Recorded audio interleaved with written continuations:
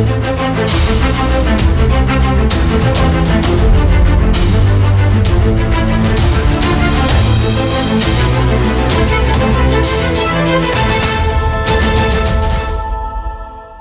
public speaking? Because it's one of the greatest skills to have. I'm betting upon it. If you're good at public speaking, you can never go broke. So in this video, I'm going to talk about three essentials of public speaking. If you develop it, you work upon it, you improve it, you'll do better as a public speaker. Originally told by these three skills, originally told by great Aristotle, somewhere around 2400 years ago. So let's get the ball rolling. First one, ethos. Your own credibility as a public speaker. How credible you are, how confident you are, how good your body language is. Credibility is the most important, if not the most important, one of the most important traits to have.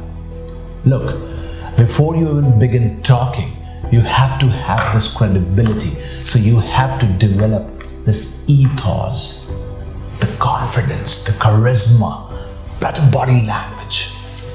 Good luck with the ethos. Second one, logos. How authentic, how logical your data is, how authentic your stats are.